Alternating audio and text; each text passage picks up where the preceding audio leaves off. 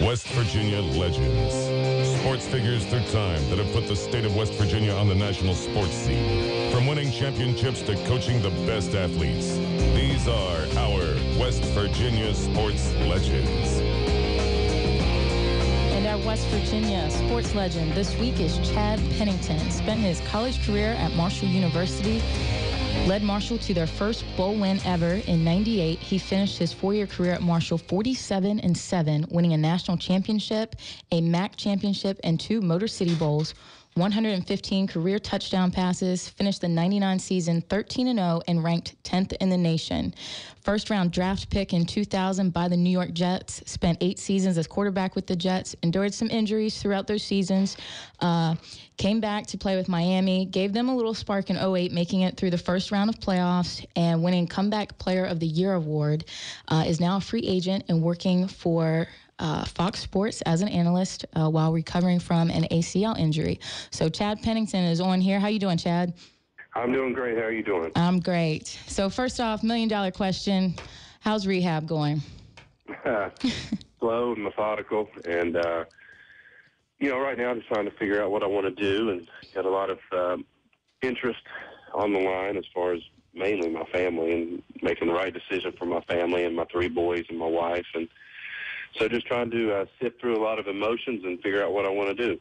Well, I've been reading a lot of your articles. We don't get to see you a whole lot on TV up here in the Eastern Panhandle with the Washington Redskins and stuff, but I was reading a lot of your articles here the last couple of weeks. I mean, you're a pretty good writer, and I like some of your insights. I mean, I really like reading what you have to say. Well, if I didn't write well and didn't speak well on television with our broadcast, I wouldn't be doing Marshall University School of Journalism any good. So I want to make sure I represent them well. I did receive my degree in broadcasting at Marshall and had a great time there learning how to do that type of stuff. And at first, the first part of the year here, first part of the season, it was a little bit different because it had been 11 years since I had written an article or done anything with television or radio. So it was a learning experience and just learning the business of television. And it's one thing to know what you're going to talk about, but it's another thing to present it to the viewer or the listener to where they can enjoy it. So it's been a challenge. Hey, Chad, talk to me a little bit about this past weekend and the games that you saw, and I know you kept up with all the games. I guess everybody talking about Tim Tebow. What about his performance yesterday? Well, I thought he played extremely well. I thought, with their offense and how they do things, you've got to be able to run the ball successfully and then hit the down-the-field passes. It's not an offense where you're going to dink and dunk and throw underneath, and that's what he was able to do. I thought there were some really good plays where Denver had some great designs to attack Pittsburgh and their defense and do some things there with some double moves on the outside and there was some over routes and some double moves on Palomalu. I thought those were really clever on Denver's part, and they called it a game, and it ended up being an amazing playoff game, but one that certainly people will remember about Tim Tebow's performance. You wrote an article actually about Tim Tebow and talked about how the league is kind of moving into an entertainment-style league and moving away from true football. Talk to me a little bit about that. Well, I've just seen it over my career where your older ownership entities, your older owners, your people that grew up with this league and started and founded this league and founded these teams are slowly moving out. And your entertainer-type owner is moving in, a person who has made his money elsewhere and is either a fan of the game of football in the NFL and wants to be a part of it or sees owning an NFL franchise as a money-making opportunity.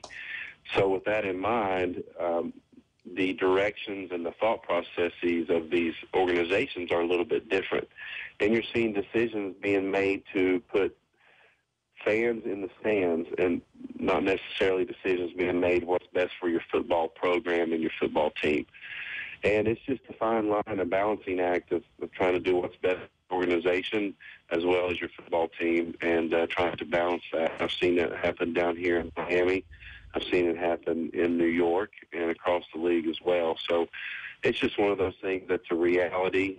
Obviously, as players, we benefit from the entertainment style because more money is coming into this league than has ever been seen before. with the new television contracts and things like that. I just hope that our quality of football doesn't decrease. Chad, talk to me about another matchup in that NFC playoffs back on Saturday. I thought as a quarterback you had to really tune in and really like to watch that game with Matthew Stafford and Drew Brees going at it in New Orleans. Just a great matchup of two good quarterbacks. Well, I think you're seeing what you see in Drew Brees, is definitely a true passer, a guy who's not just a thrower and just a normal quarterback. This guy has become an expert at his craft of playing the quarterback position and does so many things mentally and physically. He's just a lot of fun to watch, and they're certainly on top of their game as an offense right now. With Stafford, I think you're seeing a young quarterback in the making, becoming one of those upper echelon quarterbacks. I think some of the throws that he made in this game were remarkable and spectacular, and it's just a matter of time, as long as their organization continues to maintain stability and have the players around him, that he'll become elite as well. So it was fun to watch an 11-year veteran against a 3 or 4-year veteran, an old guy versus a young guy, and see the difference in the two, but you also see the potential that the young guy has. What about because I'm an Atlanta Falcon fan, so I watched the Falcons not show up yesterday in their loss to the New York Giants. But what about some of the criticism Matt Ryan is now getting now that he's 0-3 in the playoffs? You think that's deserved? Because he's still young in his career as well? Well, it's the same type of criticism that Peyton Manning got for a long, long time, not being able to win a playoff game. And then once he won a playoff game, it was not to be able to win the big game. And then once he won a big game, then it was you can't win the Super Bowl.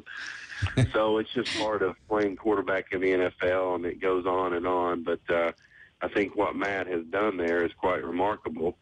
And I think only a few people could have handled the circumstances as well as he's handled them. You've got to remember that he walked into a very volatile situation, a city that was torn with the Michael Vick situation, and he handled it with class and integrity, and he's done a really good job with that. So that's overlooked. And, we're so quick to change and be impatient with players, but if you look at all the quarterbacks around the league that are experiencing success for a long period of time, Brees, Brady, Manning, now Rodgers, those type of guys, they've had stability within the organization, and that's most important. Let's talk a little bit about Marshall, Chad. They're in the Beef O'Brady Bowl this year and won against FIU. Doc Holliday, second-year head coach, having a little bit of success here now for the Thundering Herd, which it's been a little while since we've been able to do that. And we've got a very young quarterback, Rakeem Cato, a freshman. Well, I'm excited about the direction the program is headed, and I think we just have to keep pressing forward and not accepting no for an answer. We have to make sure that we're making the right decisions on and off the field to continue our program in the right direction. And we did have a bit of a lull there where it wasn't going anywhere. We were spinning our wheels, and I think we're headed in the right direction. I think Mike Hamrick with the vision campaign and what we're trying to do there with our indoor practice facility is the right thing to do. We have a great story at Marshall, a story that not a lot of people have, and we need to be proud of our story and our history and understand that, our slogan, "We are Marshall," is ours, and it's ours for a reason. And people, although they tried to borrow it, they can't take it away from us, and we need to take pride in that. And the way you take pride in it is giving back to your program and being involved in your program. And so I'm excited about what Doc Holliday has been able to do over the last 2 years, and I just hope we make the right decisions moving forward to continue to get better, not be satisfied with 7-6, but use it as a stepping stone to move forward and become the program that we once were. I'm also excited about Rakeem Cato. I think this guy has an amazing story of coming from Miami, Florida, and to be able to do what he did as a freshman, also handle the quarterback change during the middle of the year, and then bounce back and play so well the last few games of the season and lead us to a bowl victory says a lot about him. I think, Chad, with Rakeem Cato, I think that time sitting on the bench helped him out more than maybe if he would continue to play. I think that change needed to happen for a while, and the injury was good, too, for him to get back and maybe take a look at that game a little bit and maybe have it slow down a little bit for him. Well, what you got to look at, we're bringing in, kids that may not have great backgrounds, may not have a great support system at home, and are dealing with more things than just trying to read a college defense. And they're trying to learn how to become young men and make the good decisions on and off the field. And it takes time. You just can't step onto the field and just experience success and just keep going upward. You're going to have some valleys, and none of us experience success without failing. I mean, you got to understand what failure is before you truly know what success is. So some of those things I think he's learned along the way and had some good teaching lessons, and you just got to be patient and move forward. I thought A.J. Graham did a great job when he came in. He was exactly what the doctor ordered for our team, and being able to get the momentum going and create a little bit of energy and spark for our team. So moving forward with those two guys this next year, I think is exciting, because we know we have two guys that can help us win in case we have an injury or we need a change. Well, in Marshall moving forward too, Chad, they're actually building a state-of-the-art indoor practice facility, and it'll feature a track, soccer complex, academic center, and sports medicine research center. Have you had any involvement with that project?